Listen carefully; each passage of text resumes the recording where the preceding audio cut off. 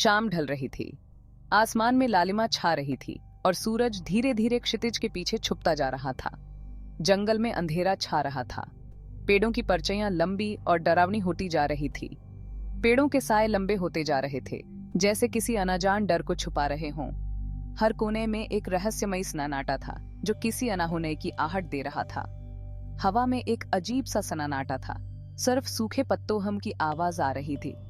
ऐसा लग रहा था जैसे जंगल की हर चीज कुछ कहना चाहती हो, पर कह नहीं पा रही हो।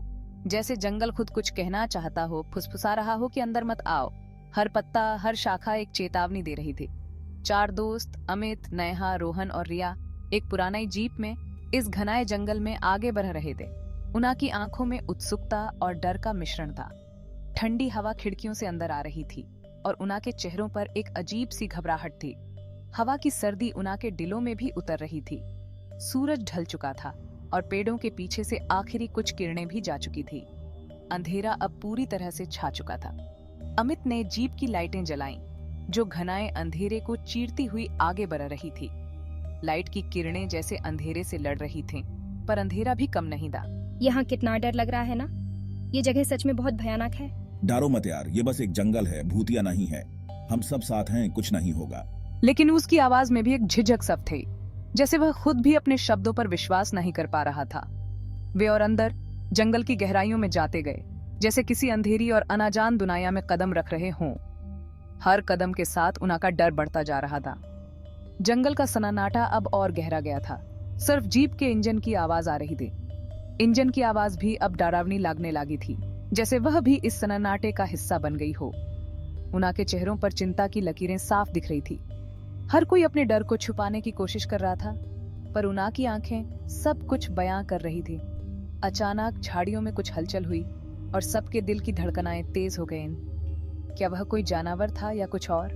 वे आपस में फुसफुसाने लगे, अब क्या करें? आगे बढ़ें या वापस लौट जाएं? हर कोई एक दूसरे की राय जानना चाहता था। जीप धीरे धीरे आगे बढ़ रही थी और हेडलाइट्स की रोशनी रास्ते को रोशन कर रही थी, पर अंधेरा इतना घना था कि रोशनी भी कम पड़ रही थी। अंत में उन्होंने तय किया कि वे आगे बैठेंगे। डर के बावजूद उन्होंने हिम्मत जुटाई और अपनी यात्रा जारी रखी। ये जंगल उनके साहस की परीक्षा ले रहा था। जीप अंधेरे में गायब हो गई और पीछे सिर्फ इंजन की आवाज रह गई। यह आवाज भी धीरे धीरे सन्नाटे में खो गई, जैसे जंगल नए यूज भी नगल लिया हो। एक छोटे से लकड़ी के केबिन में, जो घनाए और रहस्यमयी जंगल के बीचों बीच स्थित था, जो जंगल के किनारे पर था और चारों ओर से ऊंचे पेड़ों से घिरा हुआ था, चारों दोस्त आग के पास बैठे हुए थे। वे एक लंबी यात्रा के बाद आराम कर रहे थे और एक दूसरे के साथ कहानियां साझा कर रहे थे। ठंडी हवा अब भी तेजी से चल रही थी और पेड़ों की शाखाएं एक दूसरे से टकरा रही थीं, जिससे एक अजीब सी आवाज उत्पन्न हो रही थी और केबिन की खिड़कियां खड़खड़ा रही थी। ऐसा लग रहा था जैसे कोई अदृश्य शक्ति उन्हें हिला रही हो। अमित एक पुरानी धूल से सनी किताब पढ़ रहा था, जो उसने केबिन में पाई थी। किताब के पन्ने पीले पड़ चुके थे और उस पर अजीबोगरीब चित्र बने हुए थे, जो उसने केबिन में पाई थी। किताब में कई रहस्यमयी कहानियां और जंगल के बारे में अजीब तथ्य लिखे हुए थे।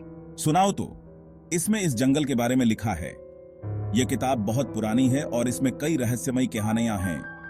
इसमें इस जंगल के बारे में लिखा है, यहाँ वेनागडिगो रहता है। यह एक बहुत ही खतरनाक प्राणी है। यहाँ वेनागडिगो रहता है। वेनागडिगो एक दुष्ट आत्मा है जो इंसानों को खाता है। वेनागडिगो? वो क्या होता है? क्या ये सच में होता है या सिर्फ एक कहानी है? अरे यार, तुम डाड़पोक हो। वेनागडिगो तो बस एक कहानी है। ऐसी कहानियां सिर्फ डराने के लिए बनाई जाती हैं। वेनागडिगो तो बस एक कहानी है, लेकिन इस कहानी में कुछ तो सच्चाई जरूर होगी। अमित नायक किताब पढ़ना जारी रखा और उसके चेहरे पर चिंता की लकीरें साफ दिखाई दे रही थी। वेनागडिगो एक दुष्ट आत्मा, एक भूखा पिशाच जो इंसानों को खाता है। यह आत्मा उन लोगों में प्रवेश करती है जो भूख से तड़प रहे होते हैं। एक भूखा पिशाच जो इंसानों को खाता है। कहते हैं कि जो कोई भी इंसानी मांस खा लेता है वो खुद एक वेनागडिगो बन जाता है। कहते हैं कि जो कोई भी इंसानी मांस खा लेता है वो खुद एक वेनागडिगो बन जाता है। यह प्राणी हमेशा भूखा रहता है और कभी संतुष्ट नहीं होता। वो खुद एक वेनागडिगो बन जाता है और फिर वह भी दूसरों को खाने के लिए जंगल में भटकता रहता है। कमरे में सन्नाटा छा गया। सभी दोस्त एक दूसरे की ओर देखने लागे, जैसे कि वे इस कहानी पर विश्वास करने लागे हों। ये तो बहुत डरावनी कहानी है। क्या तुम्हें लगता है कि ये सच में होते हैं? क्या इस जंगल में सच में वेनगडिगो है? क्या तुम्हें लगता है कि ये सच में होते हैं? अगर ऐसा है तो हमें यहाँ से जल्दी निकलना चाहिए। सभी की निगाहें अमित पर टिकी थीं, जो अब भी किताब में खोया हुआ था। उसकी आंखों में डर और जिज्ञासा दोनों थे, जो अब भी किताब में खोया हुआ था। वह किताब के हर शब्द को ध्यान से पढ़ रहा था, जैसे कि उसमें छुपे रहस्यों को समझने की कोशिश कर रहा हो। कौन जाने, लेकिन इस जंगल में कुछ तो अजीब जरूर है। यहाँ की हवा में एक अजीब सी ठंडक है और हर चीज में एक रहस्य छुपा हुआ लगता है। लेकिन इस जंगल में कुछ तो अजीब जरूर है। हमें सतर्क रहना चाहिए और एक दूसरे का ध्यान रखना चाहिए। रात और गहरी होती गई। जंगल की ठंडी हवा में एक अजीब सी सिहरन थी, जैसे कोई अदृश्य शक्ति चारों ओर मंडारा रही हो। आग की लपटें अब धीमी पड़ने लगी थीं और चारों दोस्त अपनी नींद की थैली में घुसे हुए थे।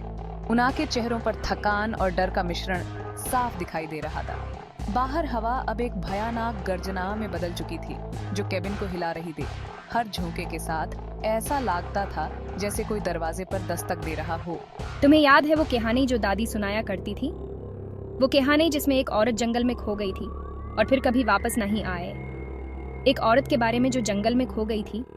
वो रात भर भटकती रही और जब सुबह हुई तो वो पूरी तरह बदल चुकी थी। और जब वो वापस आई तो वो बदल चुकी थी। उसकी आंखों में एक अजीब सी चमक थी और उसके चेहरे पर एक डरावनी मुस्कान। उसकी आंखें खून से लाल थीं और उसके हाथों में खून लगा था। ऐसा लगता था जैसे उसने किसी का खून किया हो। बस करो यार, तुम सब मुझे डांटा रहे हो। ये सब कहानियां सुनाकर मेरी नींद उड़ गई है। चिंता मत करो, ये सब कहानियां हैं। हमें सुबह वापस जाना है और सुबह होते ही सब कुछ सामान्य हो जाएगा। लेकिन उसकी आवाज में भी एक अजीब सी घबराहट थी, जैसे वो खुद भी अपनी बात पर यकीन नहीं कर पा रहा हो। शायद वो भी इन कहानियों के प्रभाव में आ चुका था, जैसे वो खुद भी अपनी बात पर यकीन नहीं कर पा रहा हो। जंगल की छायाएं अब और भी डरावनी लगने लगी थीं और हर आवाज एक नई कहानी बुन रही थी।